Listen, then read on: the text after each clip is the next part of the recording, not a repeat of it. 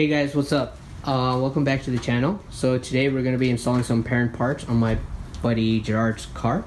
So the parts we're going to be installing today is a Perrin strut brace and also the pitch stop mount.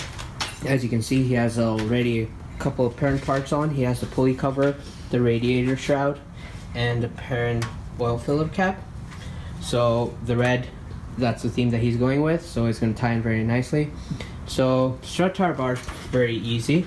It's just these 12mm bolts over here that we need to take off and put that in. But in order to install the pitch stop mount, we have to take the top mount intercooler off. So let's go ahead and do that first, and then once everything's done with that, we'll install the strut tower.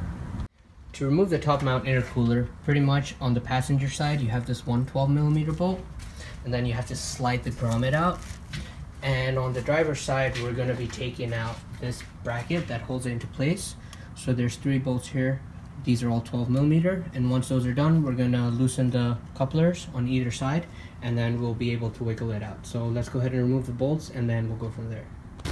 So just a quick tip, if you take these 2 bolts out first, when you try to break that one loose, the whole bracket is going to spin. So break these, leave 1 bolt in there, and then break that one, and then take that one off, and then go ahead and remove this. Just be very careful because these screw directly into the intake manifold, so you don't want to strip these when putting them back. So just word of precaution. Wait, the other one is very easy.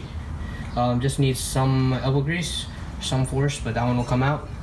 And this one, yeah, just leave 1 bolt into the bracket when you break that one. So once you have the bolts out, the bracket is also held in with this 1 clip from the top. So we're just going to use some needle nose pliers, push that out.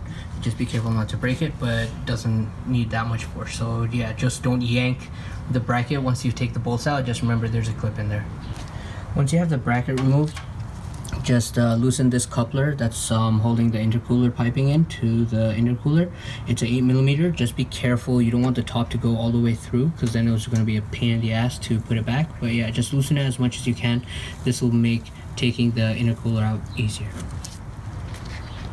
So now that we have the couplers loosened, we're just gonna wiggle the intercooler back and forth, and then get this pipe off, and then pretty much get this one off, and then the intercooler should just come out.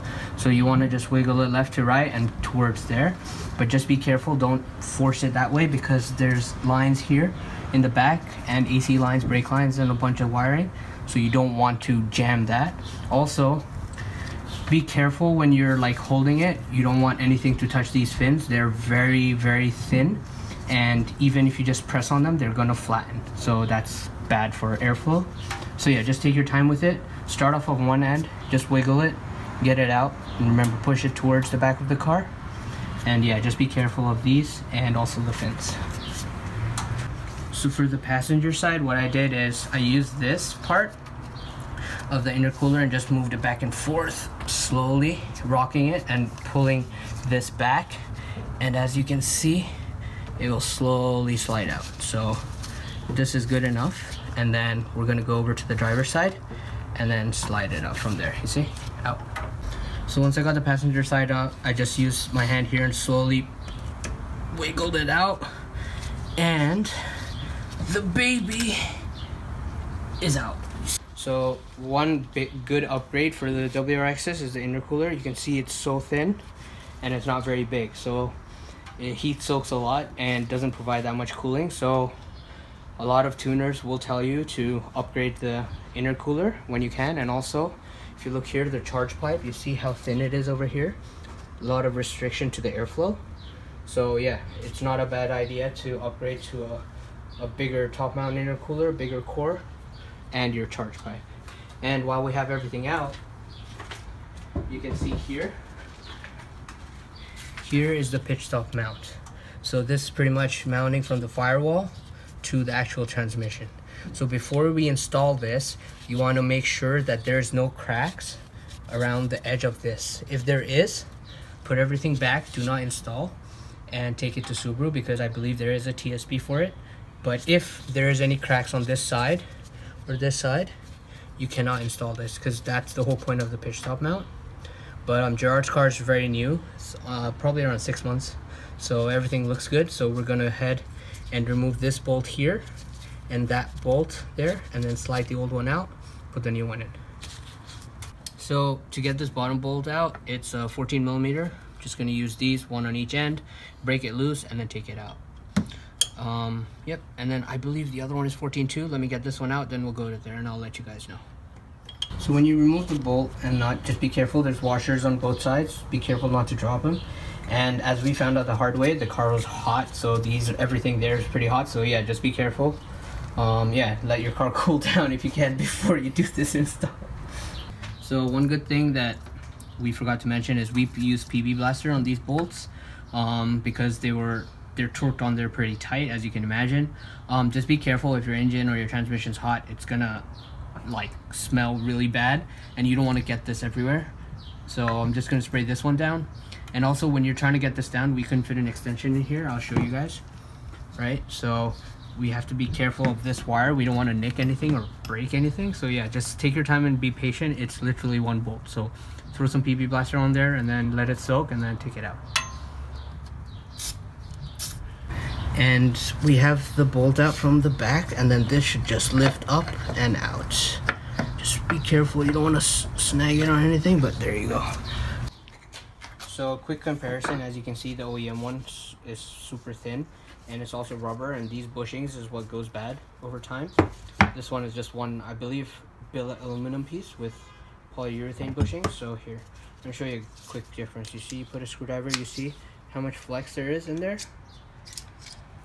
I don't know if you guys can see, hold up. You see how much it flexes? So yeah, with this one, none of that. Obviously, this is one big solid piece of metal. So, yep. So we're gonna go ahead and put this back. One thing we are gonna do is we're gonna put anti-seize on these bolts. That way, I guess in the future, if when we have to take it out or anything, it's just easier. But yeah, put everything back in the order that we took everything in. Just don't forget your washers, and this one has a crush washer, so yep. And we should be good to go. So we slid the top, the bigger side in first, and then we used the microfiber and the big wrench and then just hammered it because we don't want to spoil this. Now I'm just going to put the bolt through. As you see, we put some anti-seize on there, maybe too much, but it is what it is. And yeah, just hand tighten it. It's going to slide through the pitch mount really easy. And then on the other side, there's thread, so it's going to catch over there. Just be careful of this wire, there we go. Yeah, start it off by hand. Make sure you're not cross-threading. And then once it's going through, then use a wrench. So for the back, the bolt is on the passenger. Bolt head is on the passenger side. As you can see, the threads are over there. And for the front, the bolt head is going to be on the driver's side, and the nut is going to be on the passenger side. So just make sure you get those right. Don't forget your washers, and we put some anti-seize. And this one, it should slide right through, and then we're just going to put the nut and then torque everything down. Alright guys, so we have everything bolted down. As you can see, it's in there. It's a shame you can't see it once the intercooler's in, but maybe if Gerard goes front mount, we'll be able to see it, but till then it's going to be hidden. But yeah, now we're going to go put the intercooler back, and then we're going to work on the strut tower brace. So I'm just going to basically follow the steps I did to take the intercooler off, but in reverse. And yeah, I think I'm going to start with the driver's side pipe here, and then the passenger side, and then put the bolts back. Alright guys, so we just got done putting the intercooler back, so now we're going to install the strut tower brace. So for that, I believe the Perrin one is just the 2 bolts, so we're going to be removing, which ones is it? Let me see. So it's this and this. So I believe it's this bolt back here and this one. They're 12 millimeters, so we're going to take those off and then throw it in, and that one should be easy. Alright guys, so we have the bolts off, and now we're just mocking up the bar. So one thing is we loosen these bolts here with an Allen key just so this can turn, so it's easier for us to put on. So now we're just gonna line it up on that end, and then line it up here, and then we should be good to go. Yeah, so loosening these helped a lot with an Allen, because otherwise it's really hard to maneuver. So we put that side in first, loosened this, tilted it, because this one allows you to move it in and out. Got it in. Now we're just going to tighten these 2 bolts on this side and that side, and then tighten these Allen bolts, and we should be good to go. Alright guys, we just wrapped up. So I don't think I mentioned this, but these are 3/16 Allen. But yeah, we got the pitch stop in, we got the strut tower brace. Everything's looking really nice in his engine bay. Definitely digging the red color scheme. Probably should do something with mine too. I'll do a full review of Gerard's car in a later episode. We'll walk through all the mods that he's done. I don't know if you've picked up, but you know, his coilovers also, he picked them because they're red. Well, I don't know, maybe he did. But yeah, thanks for watching. We'll see you on the next one.